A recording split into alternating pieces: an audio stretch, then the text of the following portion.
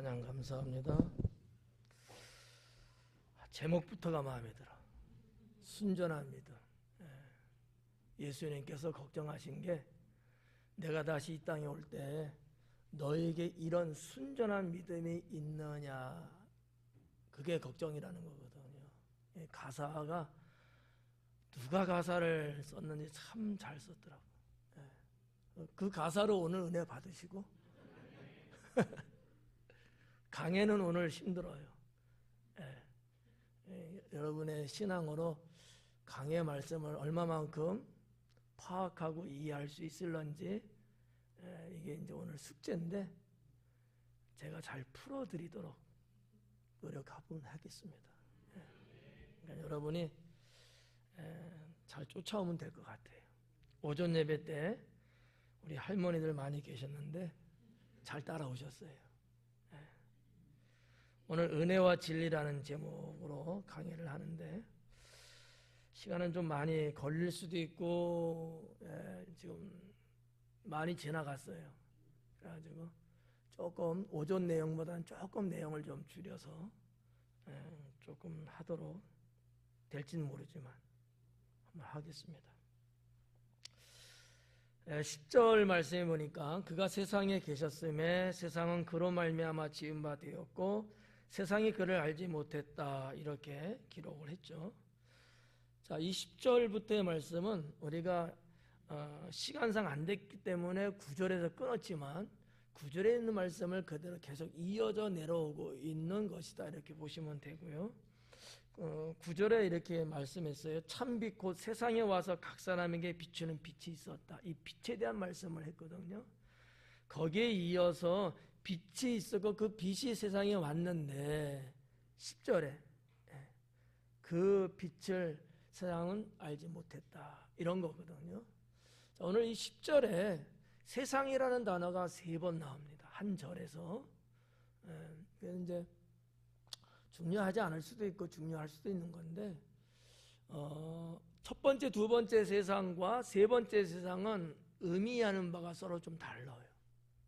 물론 원어적, 헬라어 원어적으로는 똑같은 단어예요. 코스모스라는 단어를 썼는데, 성경 문맥으로 보나 전체 문장으로 보나 해석은 조금 달라질 수 있다라고 하는 것이죠.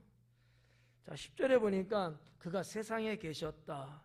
이 세상은 말 그대로 세상이에요. 그리고 그 세상은 그로 말미암아 예수님으로 말미암아 지은 바 됐다. 이 말인즉 예수님은 창조주 하나님으로서 세상을 창조할 때 역시 그분이 창조했다, 이렇게 보는 것이죠. 이거는 창세기 1장 1절 이하에서 말씀하는 내용과 똑같은 거예요. 여기도 역시 세상은 내나 똑같은 세상이에요. 세 번째가 뭐냐면 그 세상이 그를 알지 못했다 그래요. 여기서 말하는 세상은 첫 번째, 두 번째에서 말하는 이런 어떤 물질적인 만물적인 세상을 말하는 것뿐만 아니라 그거 플러스 그 세상에 살고 있는 사람들도 포함하고 있는 세상이다, 이렇게 보시면 되는 거예요. 그러니까 세상에 오셨고 그 세상이 있는데 그 세상에 예수님을 알지 못했다라는 거예요. 세상에 오신 건 맞아요.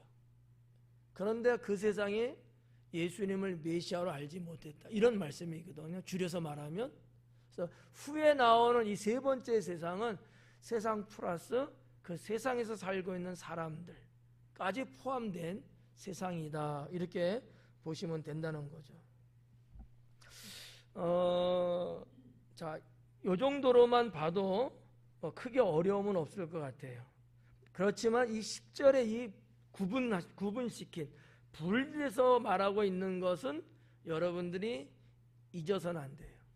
요거는 계속 그렇게 구분돼서 가야 된다, 이렇게 말씀을 드리고, 11절 말씀해 보니까 자기 땅에 오매 자기 백성이 영접하지 아니했다 그러잖아요. 요 말씀과 10절 후반부에 있는 말씀, 세상이 그를 알지 못했다라는 말씀이 연결되는 건데, 그러면 왜 세상은 예수님을 알지 못했느냐라고 하는 의문점이 생겨요. 예수님이 세상에 오셨고 그 세상은 예수님으로 말미암아 창조된 세상인데 그 세상은 왜 예수님을 알지 못했을까? 이유는 뭘까? 그걸 크게 말하면 두 가지 정도 볼 수 있는데 하나는 어둠을 사랑했기 때문이다라는 거죠. 그러면 창조한 이 세상이 어둠을 사랑했다 그건 아니에요.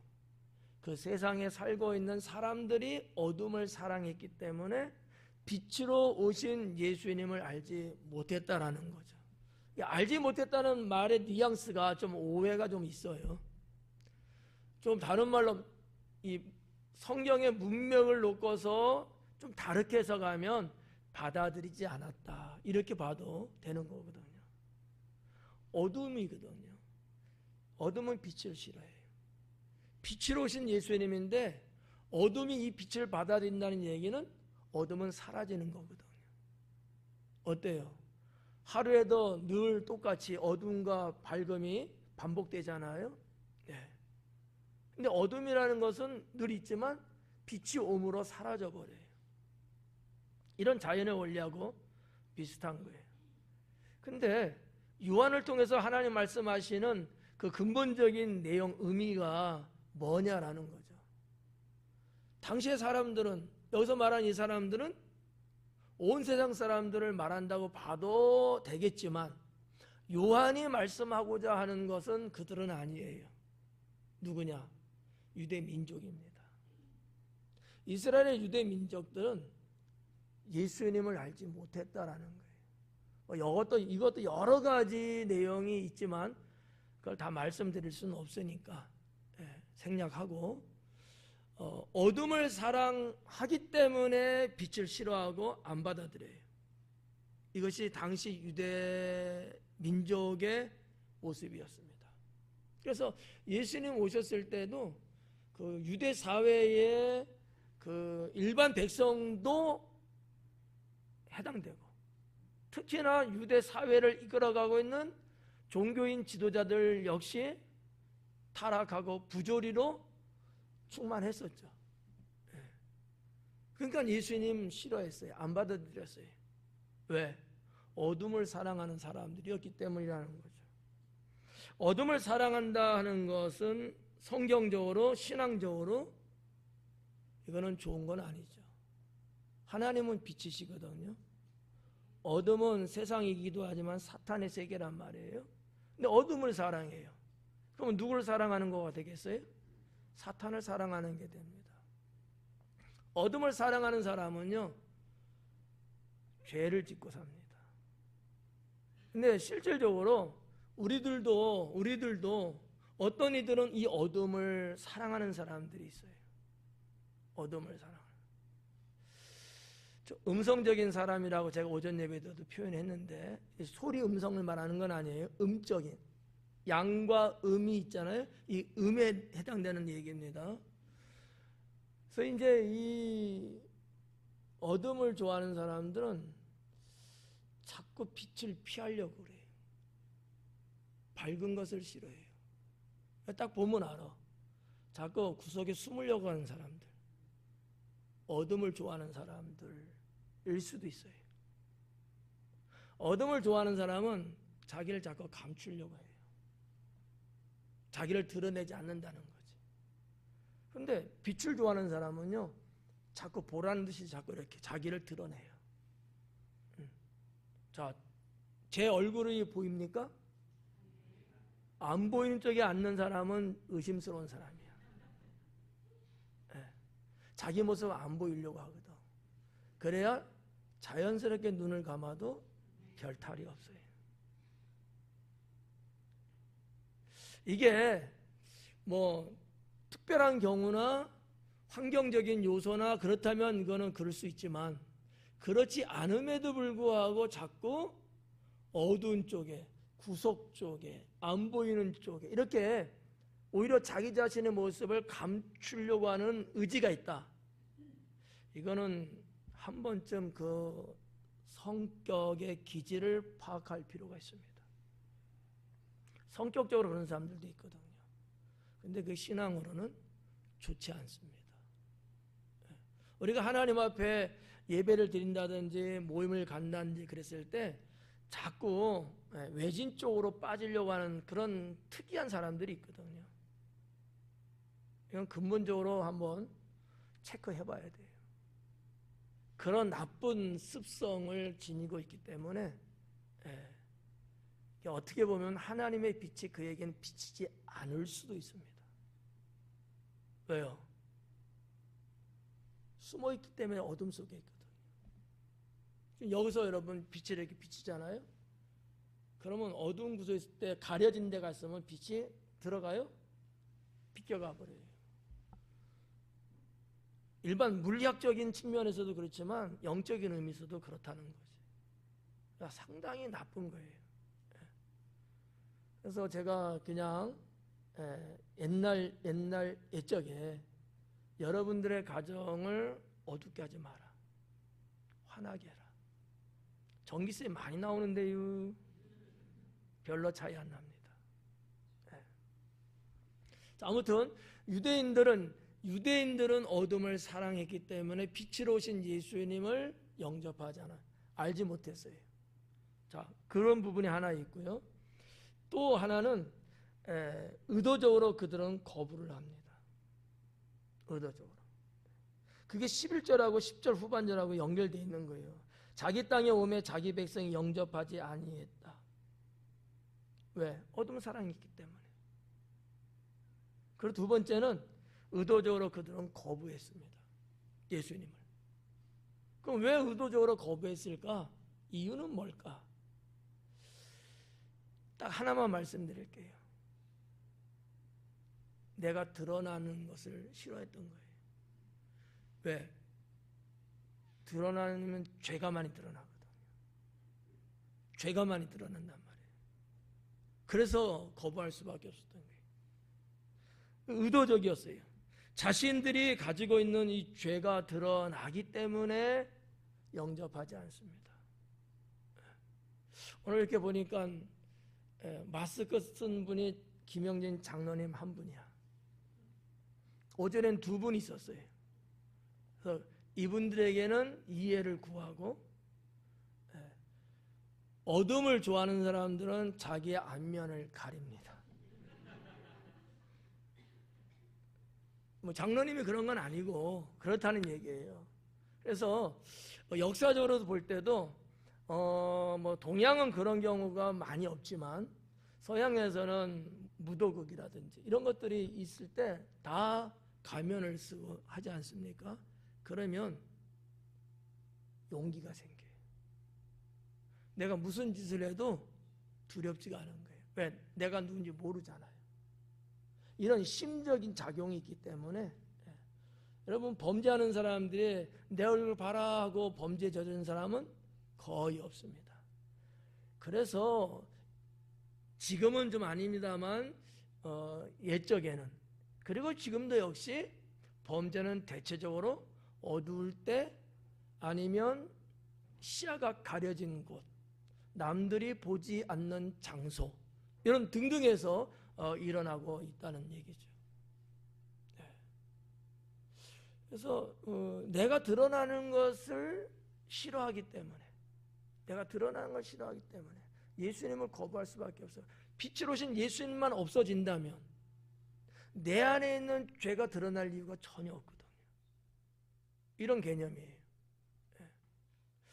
그래서 우리들이 신앙생활할 때 저는 그렇게 봐요. 하나님 믿는데 당당하게 믿어야 되고요.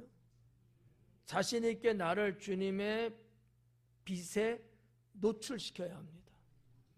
그게 중요해요. 우리가 뭐 예입니다만 빼곡하게 앉으면은 뭐 어쩔 수 없지만 그래도 어떤 이들은 어때요? 그 와중에서도 고개를 자꾸 이렇게 내 보이려고 하잖아요. 안 그런가? 여러분 안 그래요? 앞에 앉는데 나 앉아 있는데 앞에 와서 앉는 사람이 내 얼굴을 가렸으면 옆으로 이렇게 앉잖아요. 이게 좋은 거예요. 그런데 그러지 않고 그대로 있다는 얘기는 어딘가 모르게 꼼꼼이가 있어. 무슨 얘기냐면 상관치 않는다는 얘기거든. 근데 예배나 말씀에 열중함이 있으면 그거를 허용할 수가 없어요. 그래서 내가 더 볼 수 있게끔 나오죠. 자, 사진 찍어요. 단체 사진. 단체 사진 많이 찍는데 어때요? 앞에 있는 사람 당연히 보이고 뒤에 쓰는 분들은 어때요? 안 보이는 경우도 있잖아요. 근데 어떤 분은 얼굴을 이렇게 빼끔 내놓으려고 하는 분들이 있고 어떤 분은 그냥 찍어. 그래서 그냥 얼굴 안 나와. 사진 보면. 그 사람의 기질입니다. 어떤 게 좋을까요? 자기를 드러내 보이는 게 좋습니다. 이게 기독교 신앙하고 맞는 성격인 거예요. 그러니까 유대 백성들은 빛으로 오시는 예수님을 당연히 싫어했다. 이유가 뭐냐? 어둠을 사랑했기 때문에, 또는 자기 안에 있는 죄악이 드러나는 것이 두려워서. 여러분, 귀신들이 어느 짐승이든 사람에게 들어갔을 때, 예수님 사역적인 얘기입니다. 그 귀신이 예수님 오는 것을 환영했나요? 두려워했나요? 두려워했어요. 왜죠? 왜요? 자기가 거기서 쫓겨나는 것 때문에, 내가 여기서 쫓겨나야 되니까 두려웠던 거죠. 당시 유대 백성들 중에서도 이런 모습들이 상당하게 있었다는 거죠. 이거를 주님은 아셨고, 하나님은 요한에게 말씀을 기록하게 하셨을 때 이 말씀을 기록하게 한 거다라고 볼 수 있다는 거죠. 그래서 10절과 11절은 서로 그렇게 연결되어 있는 말씀으로 같이 드렸는데, 자, 11절에 자기 땅에 오매, 예수님 땅에 왔다는 거예요. 왜 예수님 땅이죠? 왜 예수님 땅이에요? 예수님이 창조했잖아요. 예수님이 창조했잖아. 그러니까 예수님 땅이 맞아요. 자기 땅에 오매 자기 백성이 영접하지 아니하였으니. 자, 그러면 우리가 여기서 볼 때 영접하지 않았다, 사실이죠. 반대했어요. 핍박했습니다. 근데 예수님은 그와 같은 현상에 대해서 개의치 않으셨어요. 아무 영향을 안 받으셨어요. 그들이 그런다 할지라도 나는 나의 갈 길을 가신 주님이었다는 얘기죠. 그럼 오늘날 우리들은 어떤가? 누가 나 교회 다닌다고, 누가 하나님 믿는다고, 누가 어쩐다고 해서 나한테 해코지를 한다든지 핍박을 한다든지 등등의 그런 일들이 분명히 있을 수 있어요. 심지어는 가장 가까운 가족들 중에서도 그러거든요. 글쎄 우리는 어때요? 속상하기도 하고, 속에서 부하가 나서 화가 치밀어 오기도 하고, 니까짓 게 뭔데 나한테 그러는가, 이렇게 대항하기도 하고, 그렇죠? 근데 과연 이것이 옳은 걸까? 왜 그러는 걸까? 그러면 저들이 나한테 그런다고 해서 내가 그렇게 맞받아치는 이유는 도대체 뭘까? 정상이 비정상이에요? 비정상이에요? 이것만 한번 대답해봐요. 저들이 나한테 그랬을 때 내가 그렇게 맞받아치는 게 정상일까 비정상일까? 대답하기 어렵죠. 분명히 정상인데, 목사님이 질문하는 의도는 좀 아닌 것 같기도 하고, 눈치가 8단 정도는 되니까.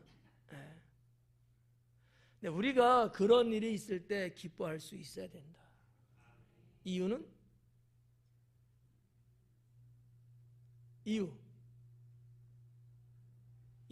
딱 하나예요. 내가 그 예수님께 속한 사람이기 때문에, 내가 하나님께 구원받은 자이기 때문에, 그런 저들은 그러지 않은 자들이기 때문에. 그래서 예수님께서는 핍박하는 자를 축복해 주라고 말씀하신 거예요. 저들이 그런 것을 이상히 여기지 말라는 거예요. 오히려 너희들이 그렇게 당함으로 인해서 하나님께 받을 상이 크다는 얘기죠. 이런 말씀을 왜 하셨겠냐는 거예요. 우리가 빛으로 오신 예수님에 속한 사람이다라는 것을 우리가 확실하게 알고 살아야 돼요. 나는 예수님께 속한 사람이다, 나는 빛의 사람이라는 것을 잊고 살면 안 돼요. 그런 어떠한 현상들이 내게 왔을 때 여러분이 첫 번째 생각해야 될 것은 뭐야, 이게 아니고, 그렇구나, 역시 내가 하나님 믿는다는 것이 지금 인정되고 있구나, 내가 하나님의 사람이라는 것을 저들이 확인시켜주고 있구나, 나은 생각을 가지면서 그들을 불쌍히 여기고 나는 기뻐할 수 있어야 되지 않겠느냐라는 거죠. 2000년 전 로마의 핍박을 받았던 그리스도인들, 초대교회 교인들이죠. 그들이 원형극정에 끌려가고 죽음을 당하지 않습니까? 자, 그 상황에서도 그들은요, 서로 손을 잡고요, 찬송을 부르고, 짐승이 그들의 팔과 다리를 물어 뜯는 상황 속에서도 그들은 웃을 수 있었어요. 여러분 같으면 어떻게 그럴 수 있을 것 같아요? 없을 것 같아요? 대답하기는 어렵죠. 그게 왜 가능할까요? 예수님 안에 속했다라는 거죠. 그것만이 가능한 거예요. 그 원형극장에 있었던 로마인들이 그걸 다 봤단 말이에요. 그러면서 엄청난 충격을 받는 거죠. 저들이 인간이냐 귀신이냐, 저들이 살고 있는 인생은 도대체 뭘까, 저들은 무슨 생각을 할까, 저들이 믿는 하나님은 도대체 어떤 분일까, 이게 너무나 충격적으로 다가온 거죠.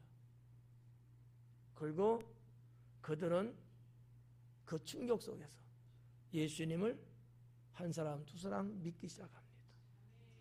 그리고 300년이 지난 후에 로마는 기독교 국가가 됩니다. 대단하지 않아요? 당시에 기독교인 한 사람이 웃을 수 있었던 담대함, 내가 예수 그리스도에 속한 사람으로서의 보여줄 수 있는 그것 하나가 결국 다른 영혼들을 구원시켰다라는 얘기죠. 물론 말같이 쉽지 않아요. 어려워요. 하지만 이것이 우리 기독교 신앙 안에 갖고 있는 믿음의 능력이다라는 얘기죠. 요한의 말씀을 보면서 그 부분을 우리는 생각해 볼 수 있다라는 얘기입니다. 자기 땅에 오매 자기 백성이 영접하지는 않았어요. 오늘날에도 현대 사회에서도 영접 안 하는 사람 많잖아요. 오히려 해꾸지하고 막 욕을 퍼붓고 핍박하는 경우가 아직도 많이 있거든요. 그걸 이상히 여기지 마라 라고 하나님은 베드로를 통해서 말씀하셨던 거죠. 그걸 이상하게 여기지 마라. 그러니까 이 말을 조금 반전해서 말하면 아까 말씀드린 것처럼 그런 건수가 있을 때마다 오히려 됐다, 내가 인정받고 있구나, 내가 저 세상 사람들한테 자기들과 똑같이 사는 사람이 아니고 또 다른 삶을 살고 있는, 즉 하나님 나라를 살고 있는 사람이라는 걸 인정받고 있구나. 지금 이 한 가지를 갖고 기뻐할 수 있어야 된다는 거죠. 여러 가지 물리적으로 손해보는 건 분명히 있을 겁니다. 감정적으로 실추되고 어려운 삶이 지속될 수도 있습니다. 그러나 하나님 나라를 바꿀 수는 없잖아요. 이건 비교가 안 되는 거잖아요. 이런 신앙. 요한은 이와 같은 것들을 언급을 하시면서 당시의 유대인들이 빛으로 오신 예수님을 영접하지 않은 이유가 어디에 있다는 것을 콕 찍고 있는 대목이 아닐까라고 생각을 저는 하고 있습니다. 12절의 말씀에 보니까 영접하는 자 곧 그 이름을 믿는 자들에게는 하나님의 자녀가 되는 권세를 주셨으니 그래. 자, 영접하는 자, 받아들인다라는 뜻이에요. 받아들이는 자, 곧 그 이름을 믿는 자, 그는 예수님이고요. 예수님 이름을 믿는 자입니다. 예수님 이름을 믿는 자에게는 하나님 자녀가 된 권세를 주셨대. 예수님을 믿는다는 게 뭘까? 여러분 예수님 믿고 계시죠? 예수님 믿는다는 게 뭐예요, 그러면? 믿고 계신다는데 뭘 믿는 거죠?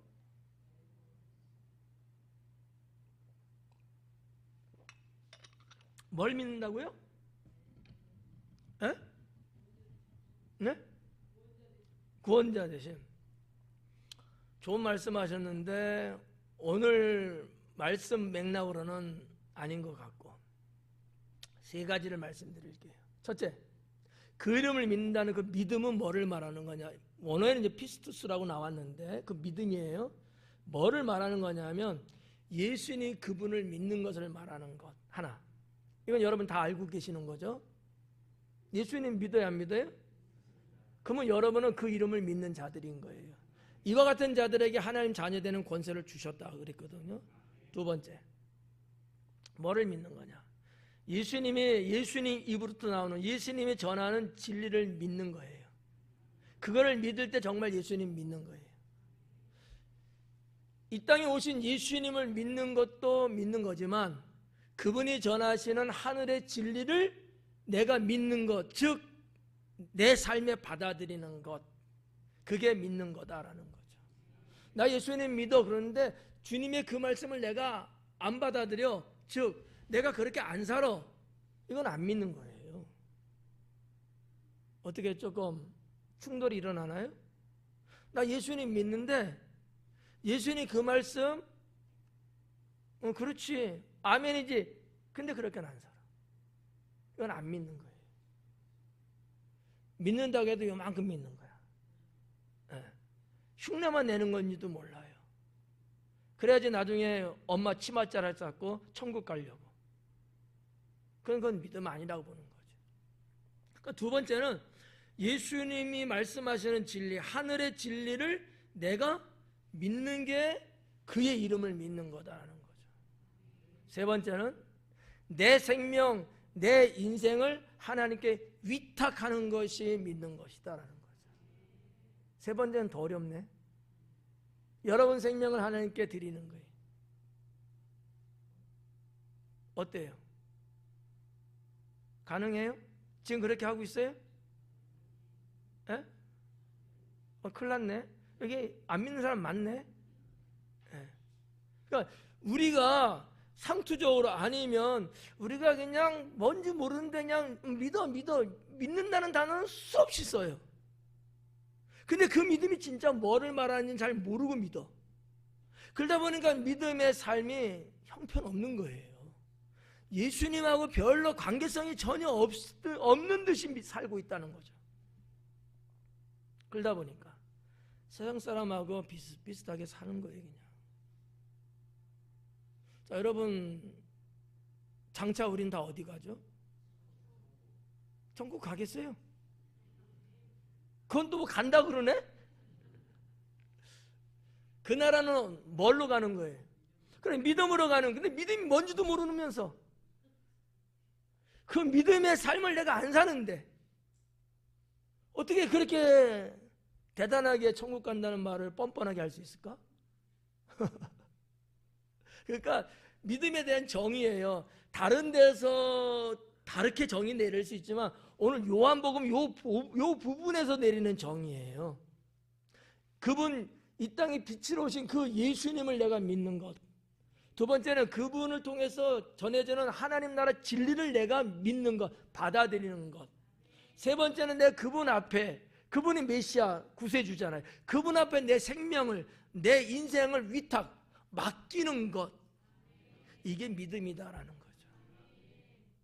정리됐나요?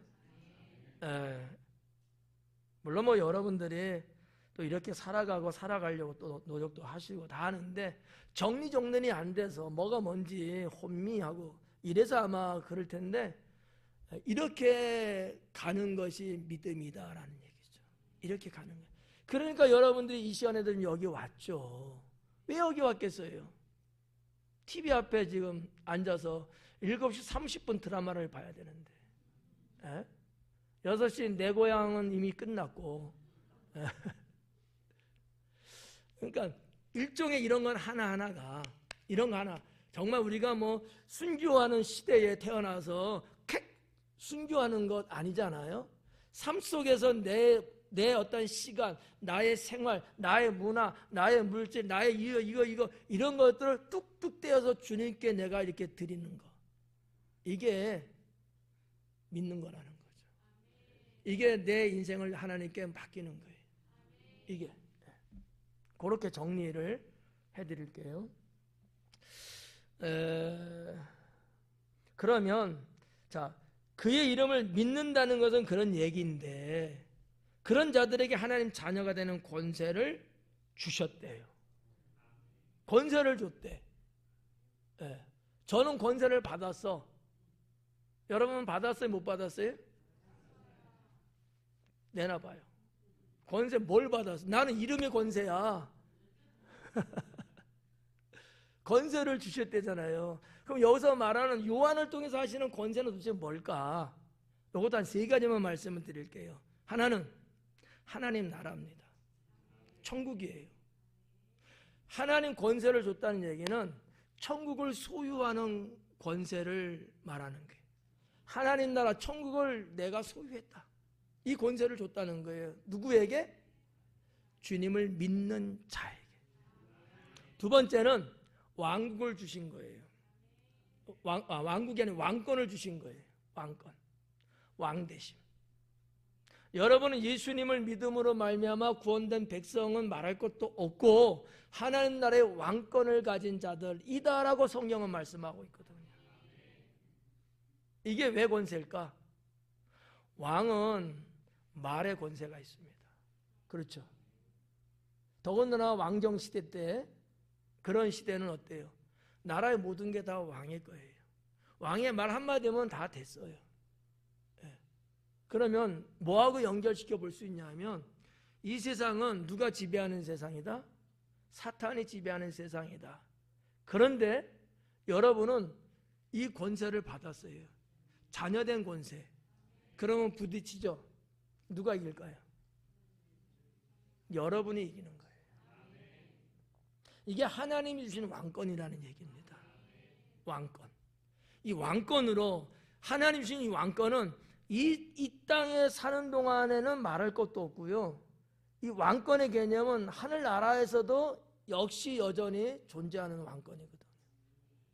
우리 예수님은 만왕의 왕이 되시고 킹 오브 더 킹, 만왕의 왕이란 말이지. 그러니까 자녀가 되는 권세를 줬는데 거기에는 첫 번째가 하나님 나라를 소유하는 권세, 그리고 다스리는 왕권의 권세. 그래서 주의 이름으로 명하면 그것이 순종하고, 주님의 이름으로 귀신을 내쫓고, 주님의 이름으로 병을 치료하고, 주님의 이름으로 사탄을 물리치고. 이게 왜 가능하죠? 왕권이 있기 때문에 가능한 거예요.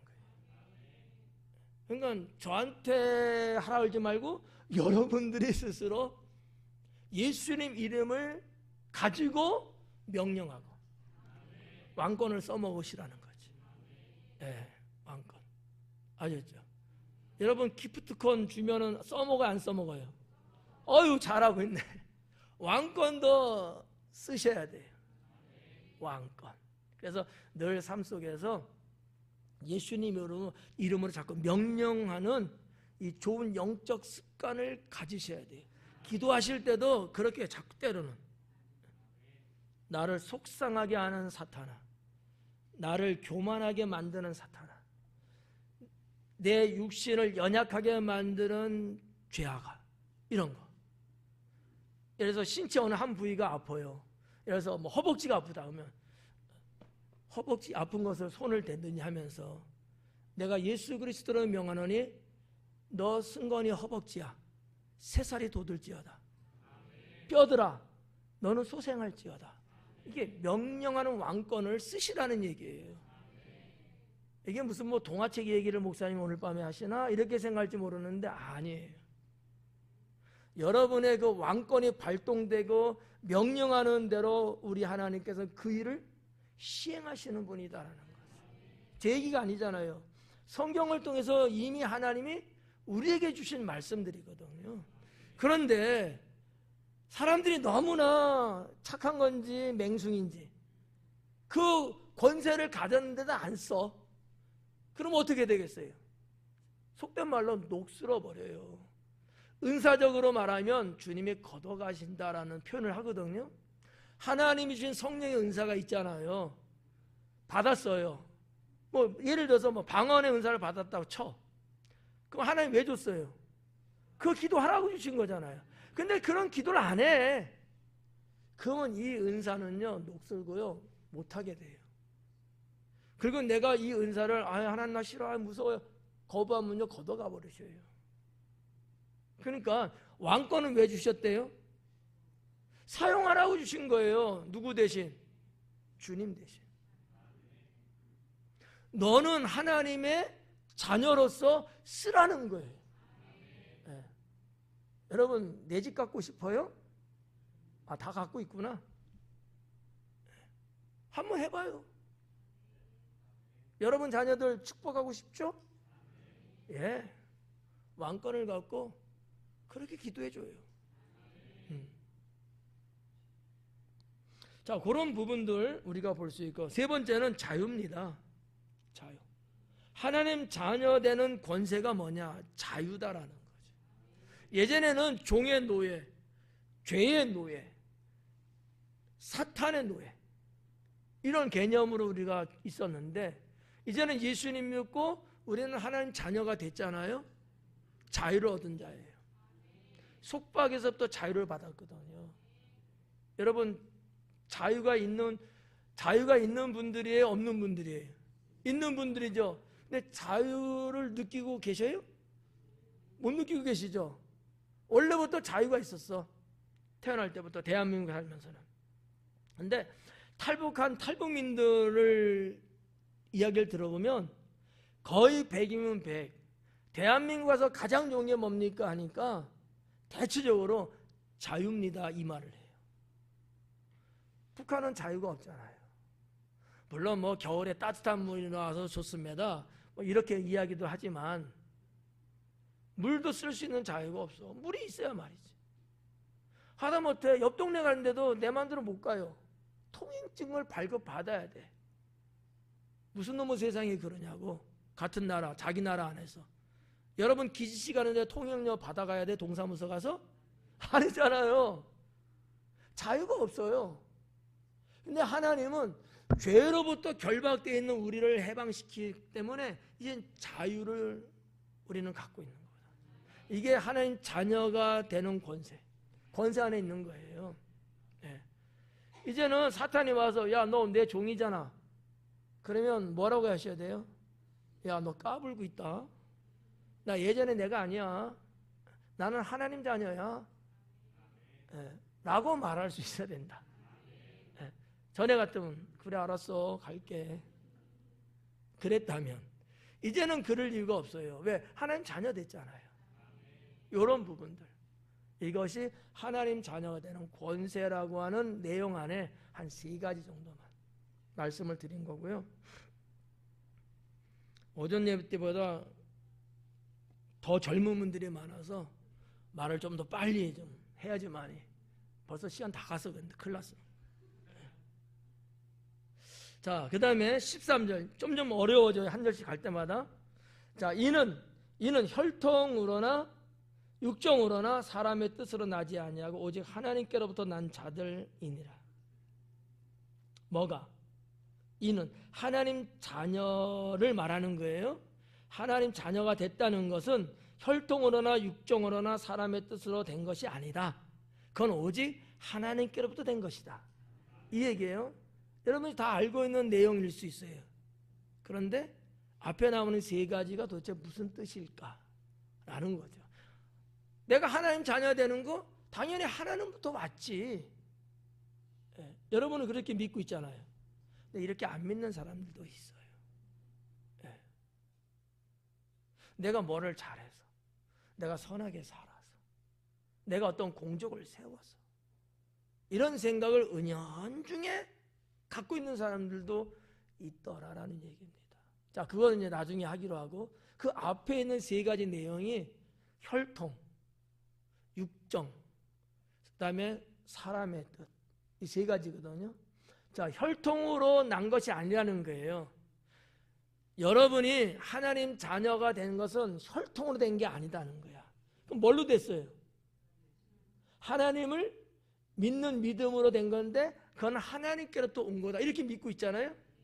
요한은 이거를 말하고 있는 거예요. 당시의 유대인들은 그렇게 생각 안 했어요. 근데 당시 유대인들은 우리가 하나님 자녀야, 우리가 하나님 백성이야, 막 이렇게 큰 소리치고 당당하게 말했던 배경이 뭘까? 혈통이라고 생각했어요. 원어적으로 봐도 이 혈통이라는 건 피들이라고 복수를 썼거든요. 그래서 어떤 학자는요, 여성을 의미하는 것으로 해석하는 학자도 있습니다. 근데 저는 그것저것 다 떠나서 그거 아니고, 이 혈통은 유대인들이 가장 중요하게 여기는 혈통이에요. 무슨 혈통? 아브라함서부터 내려오는 족보. 아브라함부터 내려오는 족보예요. 자, 믿음의 조상은 누구죠? 아담은 어때요? 아담은 어때요? 믿음의 조상이라고 말해요, 안 해요? 안 하죠. 다윗은 어때요? 해요, 안 해요? 오직 믿음을 논할 때, 족보를 이야기할 때는 그 근원을 어디서부터 쳐요? 아브라함. 이거를 상당히 중요시 여기는 게 유대 민족이다라는 거지. 그래서 우리가 하나님 자녀된 건, 당연히 우리가 하나님 우리를 택하셔서 자녀된 건 맞는데, 혈통으로는 아브라함, 이삭, 야곱 이런 식으로 따져 내려오고 있는 거예요. 이거를 요한이 이야기하는 것이라고 저는 보는 거죠. 물론 다른 학자들은 다르게 볼 수도 있습니다만, 저는 그렇게 안 보고 이렇게 본다는 얘기죠. 이 혈통은 유대인들만이 갖고 있는 혈통을 의미하는 것이다. 우리 한국 사람들은 어때요? 우리도 혈통이라는 말은 안 하지만 무슨 단어 써요? 족보. 가계보 있잖아요. 네. 네. 성씨가 한씨면 한씨 족보. 우리 몇 대 선조는 이렇게 쭉 내려왔고, 나는 무슨 파에 몇 대 손이고 이런 거 있잖아. 요즘도 이런 분 그런 거 좀 따지셔요? 따지면은 19세기로 가야지. 예. 요즘 현대는 그런 거 별로 안 따지더라고요. 아주 극소수만 따지는데, 한국 사람이 그런 거 있듯이 세계의 최강의 혈통을 따지는 민족은 아마 유대인이 아닐까라는 거죠. 지금도 역시 그들은 혈통을 중요하게 여깁니다. 그거로 하나님 자녀 되는 건 아니다라는 거. 두 번째, 육정이에요.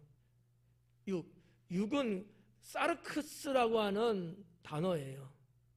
정은 델레마라는 단어를 썼어요. 근데 이 델레마라는 뜻이 뭐냐면 의지, 결정, 선택 이런 것들이거든요. 어떠한 것들을 생각해서 내가 선택에 결정하고 이런 의지를 말하는 거야. 무슨 얘기냐면 육신의 의지예요. 자, 이 말을 조금 역사적으로 좀 이렇게 보면, 자, 예수님 당시 이전도 그렇고 그 당시도 그렇고요. 자녀들을 의도적으로 만드는 사회적 제도가 있습니다. 일명 양자제도죠. 이해가요? 원래 내가 배앓이해서 난 자식이 아니고 어느 누구의 집안의 애를 이유가 어떻든 간에 내 자녀로 삼는 거예요. 이런 어떤 양자제도가 고대 사회에 많았고요. 오늘 21세기 현대 사회에서도 여전히 우리나라에도 있거든요. 양자 삼는 거. 핏줄 검사해갖고 아니야 안 됩니다 이러지 않잖아요. 내 자녀를 호적에 올리면 가능하잖아요. 우리나라도 그런 것처럼. 육정으로 나지 않았다는 얘기는 그런 측면에서 볼 수 있다라고 저는 봐지는 거죠. 왜? 그 당시에 그렇게 자녀 삼는 일들이 많았거든요. 그렇게 된 게 아니다. 세 번째, 사람의 뜻으로 나지 아니하고 그랬거든요. 사람의 뜻이라고 보니 똑같은 딜레마예요. 육정의 정자도 딜레마고 사람의 뜻의 뜻자도 딜레마의 원어는 둘 다 똑같은 의지라는 얘기야. 사람의 의지로 되는 거 아니다. 그럼 이 사람의 의지는 뭘까요? 부모에 의해서 하나님 자녀가 되는 건 아니다. 내 부모가 나를 낳아서 내가 하나님 자녀 된 건 아니다라는 거지. 이 안드로포스라고 돼 있거든요. 사람을 말하는데 여기서는 뭐를 의미하느냐? 일반 보통 명사는 사람이에요. 근데 여기서는 아버지를 의미한다 이렇게 보시면 돼요. 남자죠, 남자. 남자에 의해서 남자의 의지로 야 우리 하나 더 낳을까? 이런 거 있잖아. 야, 우리 둘째 낳자. 이런 남자의 의지에 의해서 출생을 하는 게 있는데 그렇게 하나님 자녀가 되는 건 아니다 라는 얘기죠. 이 세 가지가 다 아니라는 거죠. 마지막 네 번째는 하나님으로부터 하나님에 의해서 자녀가 되는 거다 이거예요. 요한의 이 말씀 이해 가요? 14절 말씀이 육신이 되어 더 어려워요. 말씀이 육신이 되어 우리 가운데 거하시며 우리가 그의 영광을 보니 아버지의 독생자의 영광이요 은혜와 진리가 충만하더라. 자, 말씀이 육신이 되었대요. 자, 이 말씀 받아들일 수 있어요? 못 받아들이겠어요? 말씀이 육신이 됐대요. 로고스 말씀이 육신이 됐대. 자, 창세기 1장 이후에서도 하나님이 천지를 창조할 때 있으라 하심에 있었고 말씀으로 창조하셨어요. 자, 요한복음 1장에 들어와서 우리가 앞부분에서도 봤습니다만 이 말씀은 하나님이라고 그랬어요. 자, 이 말씀이 육신이 되었대. 하나님이신 말씀이 이 땅에 와서 사람의 육신을 입었다는 얘기, 육신이 됐다는 얘기는 그 다음에 우리 가운데 거하심에 그래요. 말씀이 육신이 되어 우리 가운데 거했다. 자, 두 가지로 볼 수 있어요. 말씀이 육신이 돼 사람이 되는데 우리 가운데 있다. 이 가운데라는 전치사를 사용하고 번역이 됐어요. 저는 여기서 조금 탈바꿈 해갖고 가운데라는 단어로 해석하기보다는 안에라고 하는 전치사로 저는 해석을 해보는 거예요. 왜냐하면 이 n이라는 헬라어가 가지고 있는 주된 뜻이 뭐뭐 안에라는 뜻이거든요. 물론 가운데라고도 번역 가능합니다. 거의다가 안에라는 개념이 커요. 자, 이 말을 말씀이 내 안에, 말씀이 육신이 되었는데 그 말씀이 내 안에 들어왔다 라는 거예요. 자, 이 사상과 잘 들어야 돼요. 이 사상과 유대인들이 갖고 있는 사상이 하나 있습니다. 뭐냐면 쉐키나 사상이에요. 인재 사상을 말하는 건데 두 가지예요. 자, 유대인들은 구약 시대 때도 우리가 성경을 보면은 하나님이 임재하시면은 때로는 구름으로, 때로는 그죠? 안개 끼듯이 이렇게 하나님이 임재하시면 이야기 되잖아요. 성막에도 임재하시고 이러잖아요. 이게 쉐키나거든요. 히브리어로 쉐키나. 임재는 맞아요. 그러면 말씀이신 그분이 내 안에도 임재예요. 이건 이제 뭐 영어로 말하면 인슈프루트 이렇게 말하거든요.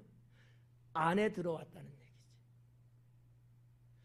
그러면 우리가 볼 때 말씀이신 주님이 오늘날에 여러분과 함께 있다고 믿으셔요?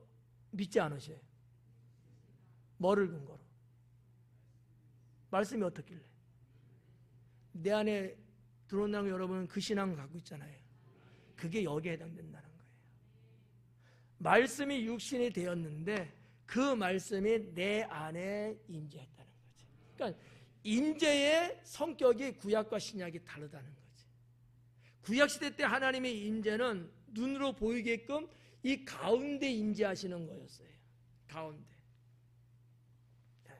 근데 신약에 와서는 주님의 임재가 우리 가운데도 계시지만 개개인 각 사람 심령에 임재하시는 거예요. 네. 이게 성경 신약에서 늘 말씀하고 있는 내용이죠. 이 임재함이 없으면 영생함은 없다. 나중에 이제 요한복음 3장 가면 보겠습니다만은 니고데모가 물었을 때 영생에 대한 거듭남에 대한 말씀을 하잖아요. 그때도 사용되는 내용이 뭐냐? 하나님의 말씀이 그 안에 들어갔을 때 거듭나는 거거든. 이 거듭난 사상이 이제 1장서부터 사실 어떻게 보면 나오는 건데 단어는 없어요. 의미와 상징이 있는 거예요, 지금. 그래서 이 14절은 말씀이 육신이 되었다.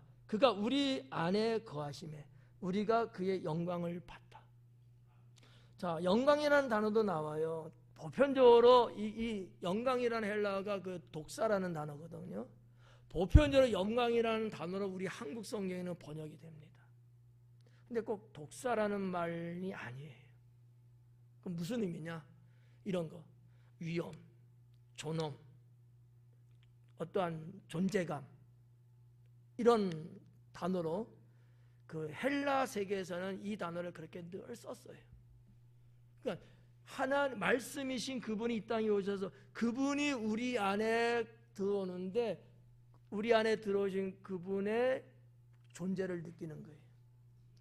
본이라고 번역이 됐습니다만 이 본이라는 원어의 뜻이 뭐냐면 인지하다, 느끼다라는 뜻이에요. 주님이 내 안에 들어왔을 때 내가 그걸 느끼는 거야. 여러분 이 장중에 우리 주님이 임재하셨다 느끼냐고 물으면 여러분 뭐라고 대답하실래요? 뭐를 근거로? 아니지. 이런 게 이게 혼동스러운 거야. 내 안에 개인적으로 들어오는 것은 내가 뜨거워지고, 자 엠마로 가는 두 청년에게 예수님 다가가셔서 대화를 나누는데 그들이 그 다음 타임에 무슨 고백을 합니까? 우리가 그와 같이 대화할 때 우리의 마음이 뜨거워지는 것을 느꼈다고 그러잖아요. 그래서 무슨 얘기예요? 주님이 그들 안에 임재했다는 거예요. 이게 어떤 의미에서는 성령 받았다라는 얘기죠. 네, 이해가요? 그거를 우리가 여기서 보는 거예요. 뭐 성령 받으니까 막 불러불러 막 해갖고, 물론 그렇게도 성령이 임하죠. 오순절날 다락방에서도 그렇게 임했어요. 그런데 성령께서 임재하시고 주님이 우리 안에 거하시는 그 방법, 루트는 꼭 그것만은 아니에요. 만약 그것만 따지면 우리 순복음 빼고는 다 구원 못 받았다고 해야 될 거 아니야. 성령 못 받았다고. 안 그렇거든요. 말씀을 들으면서 구원을 받아요.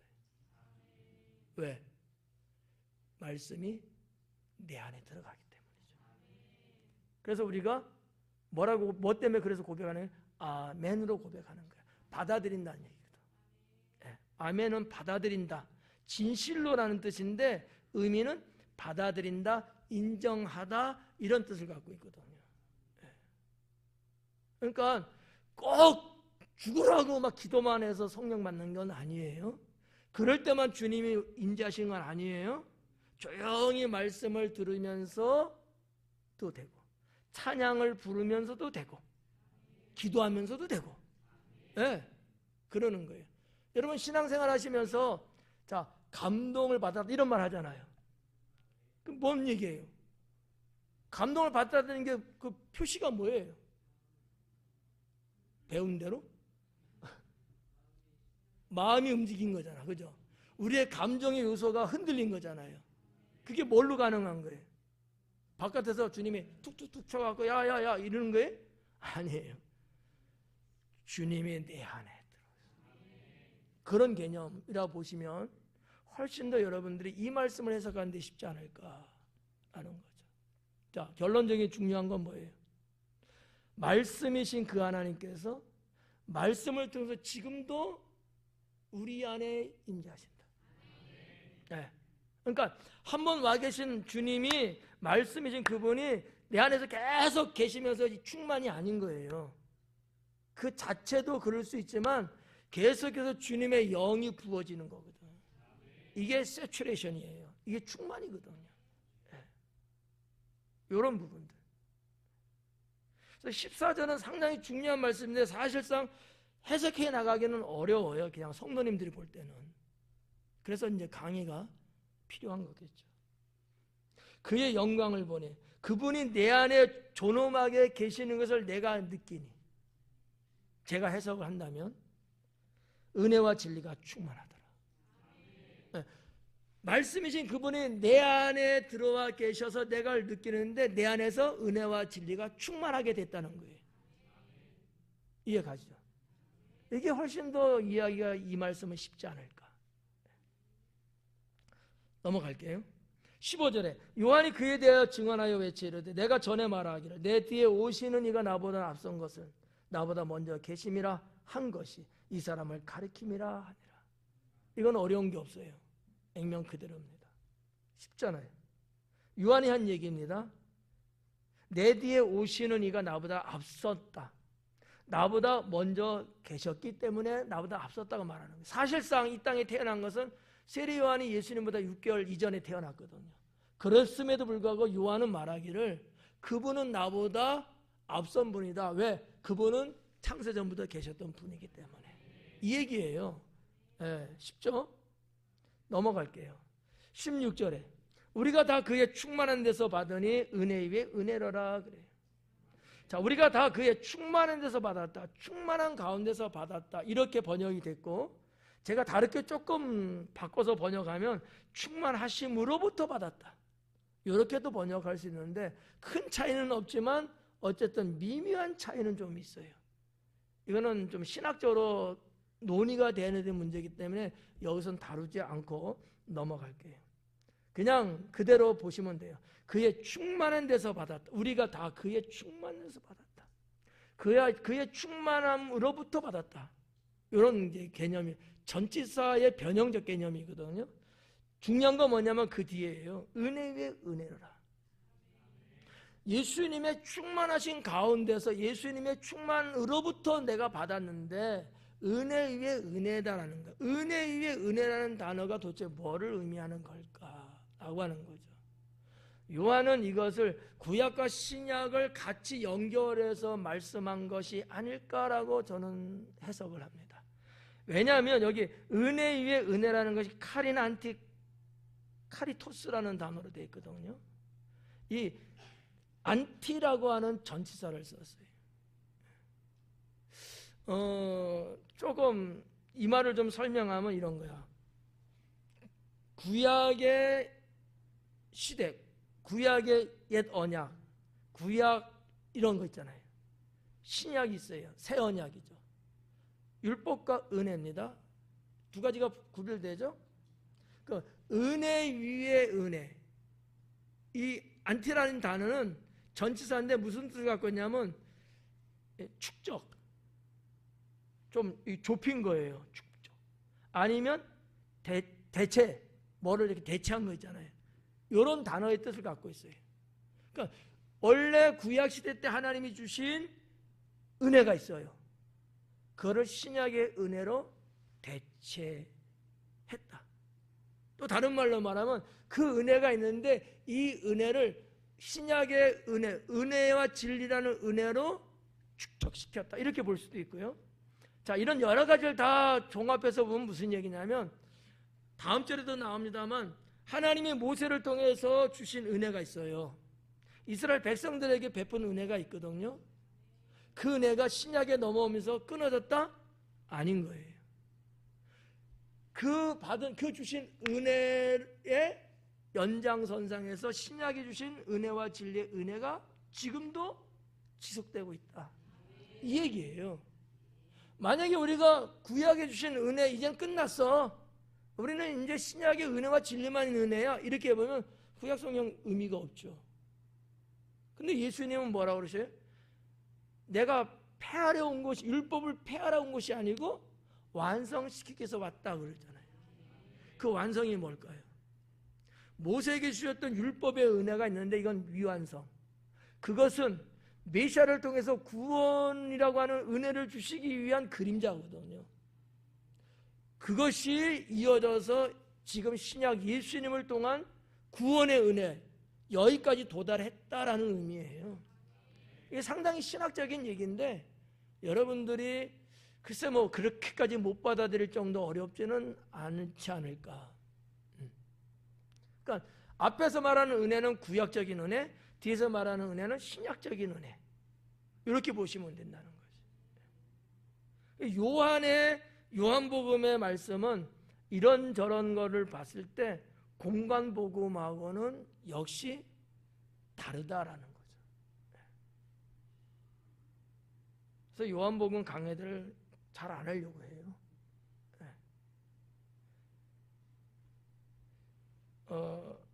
17절 말씀 보니까 율법은 여기 나오죠.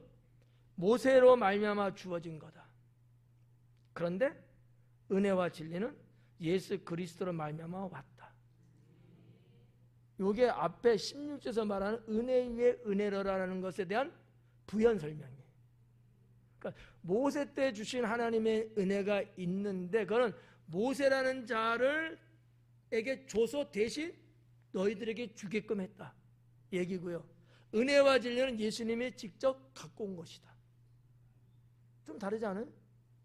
한 달을 걸쳐서 선자를 통해서 주신 것하고 하나님이신 그분이 직접 은혜와 진리를 가져오신 것하고 다르죠. 요한은 이렇게 함으로 인해서 예수님이 메시아로서의 역할, 존재감, 사역 등등을 어필하고 있는 거예요. 지금 계속 소개를 하고 있는 거예요. 너희가 믿는 메시아 예수님은 이런 분이다. 그분은 우리에게 은혜와 진리를 가지고 오신 분이다. 그래서 이제 여기 말미암아 온 것이라, 이 온 것이다라는 단어도 에게네토라는 단어를 썼던데 이게 발생하다, 되어지다, 조금 심하게 표현하면 창조하다라는 것까지도 해석할 수 있는 단어거든. 에게네토. 예수님은 그런 분이다라는 거죠. 18절에 보니까 본래 하나님을 본 사람이 없으되 아버지 품속에 있는 독생하신 하나님이 나타내셨느니라. 본래 하나님 본 사람 없다. 옛날에도 없었고 지금도 없고 앞으로도 없을 것이다 라는 것이 성경적 관점입니다. 하나님 직접 본 사람 없어요. 우리가 어떤 사인으로 봤다든지 어떤 현상으로 봤다 이런 거지 주님이 하나님의 모습을 직접 본 자는 없습니다. 그 얘기하는 거죠. 그런데 아버지 품속에 있는 독생하신 하나님, 아버지 품속에는 독생하신 하나님의 이 독생, 앞 14절에도 독생자의 영광이 이렇게 있듯이 독생자라는 단어 우리도 고백하고 있잖아요. 모노게네스라는 단어거든요. 유일이라는 뜻이에요. 유일. 살짝 부연해서 드린다면 성경에도 몇 군데 모노게네스라는 단어를 썼어요. 외아들, 외딸 이럴 때.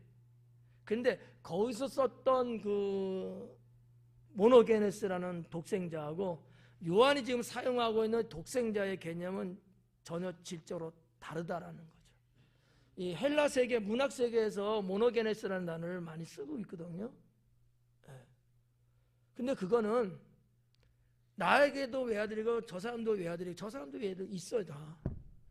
다 이 편만한 외아들이에요. 근데 예수님께 사용했던 이 모노게네스의 의미는 그게 아니고 어떤 누구의 어디에도 하나도 오직 예수님만을 말하는 모노게네스거든요. 그게 다르다는 거죠. 학자들은 그렇게 보고 있고요. 헬라 세계에서 문학적으로 말할 때도 그런 부분들을 구별해서 요한은 그거를 알고 있었던 것 같아요.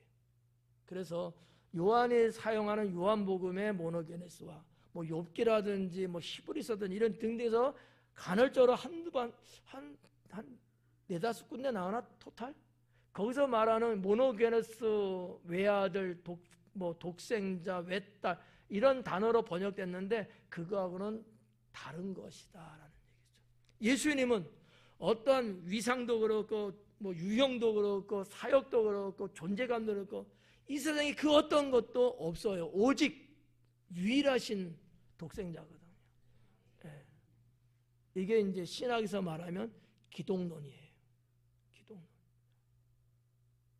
그래서 품속에 아버지 품속에는 독생하신 하나님. 요한의 직접 언급이죠. 하나님이라고 이야기하고 있다는 거죠. 예수님은 그분은 하나님이시다. 근데 그분이 나타내셨느니라 그래요. 그분이 본 사람은 없어요. 근데 그분이 나타냈다는 거야. 무슨 얘기예요?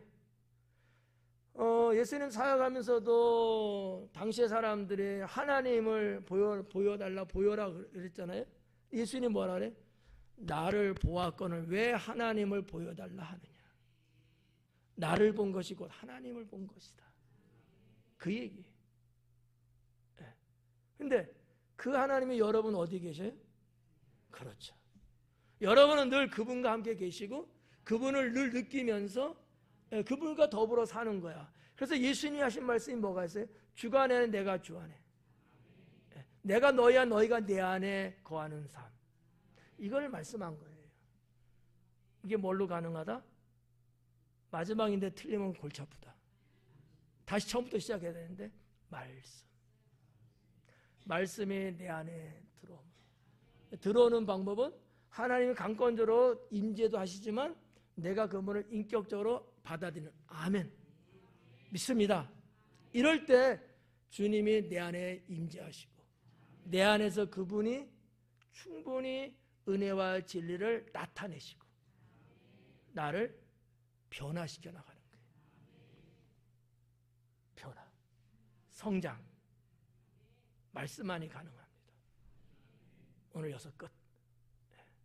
어떻게 뭐 100%는 아니더라도 대충 그런 거구나, 그렇구나 이해 가시죠? 여러분의 실력은 대단하십니다. 기도하겠습니다.